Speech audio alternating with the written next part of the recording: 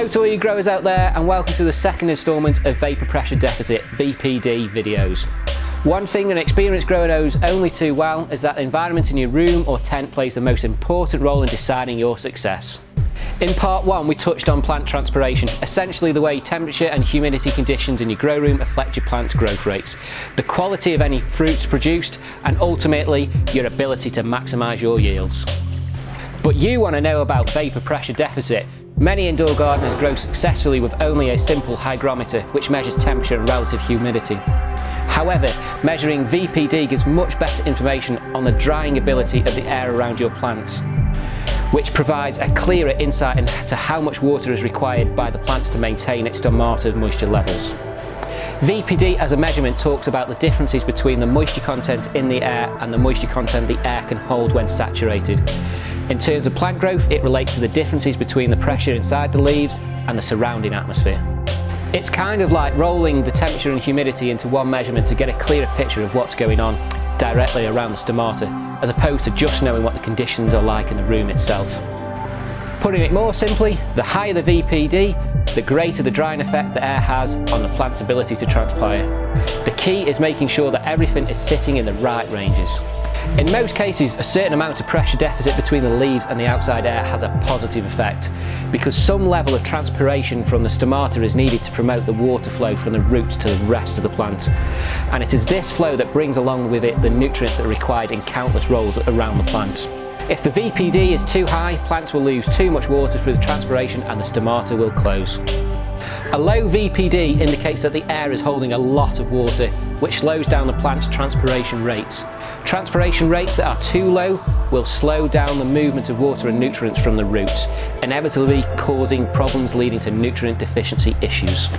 As VPD is a pressure reading, it's usually written in MB or millibars, but you may also see VPD expressed in kilopascals or kPa. Converting between the two is easy enough. Just divide the figures in millibars by 10 to get an appropriate number in kPa. That's it. Here are some typical ranges. For low transpiration, 4 to 8 MB or 0.4 to 0.8 kPa, usually for cuttings of veg. Healthy transpiration, 8 to 12 MB or 0.8 to 1.2 kPa for flower. For high transpiration, 12 to 16 MB or 1.2 to 1.6 kP, usually during peak flowering times. So now we know what VPD readings relate to, we need a way of calculating them. By far the easiest way of getting accurate readings is to use a piece of equipment that does the job for you. The Maxi controller is a complete grow room system from Dinlux, a truly leading edge company that specialises in high-end equipment. There isn't much in a typical grow room that can't be connected to the Maxi controller. Lights, CO2 generators, CO2 sensors, humidifiers, heaters can all be controlled and regulated digitally from this central point. To calculate VPD, you'll need the temperature probe, the humidity probe, and the revolutionary plant camera, which takes readings from the leaf temperatures at the top of the canopy. The Maxi controller combines all these readings to calculate your VPD. Once you've got the readings, you can then make the relevant changes to your setup to keep the VPD in the sweet spot. This usually means adjusting your humidity with the use of humidifiers or dehumidifiers, adjusting your atmospheric temperatures, ensuring the room is being cooled correctly, or increasing the temperature if needed, or adjusting your plant canopy temperature. This can be done by simply lifting or moving the lights closer or further away from your plants. You do have some peace of mind with the Maxi controller, assuming that you set it up. The controller will dim the lights if the plants go above your required settings, but use this as a last resort, as we always want your light on maximum power. If you don't have a Dinlux setup, you can still monitor VPD, and here's how. You will need an infrared pocket thermometer which measures leaf temperature, a hygrometer to take temperature and relative humidity readings from the room. Point the infrared thermometer at the canopy and pressure measure to get the leaf temperature. Keep the distance relative to the size of the area you want to measure.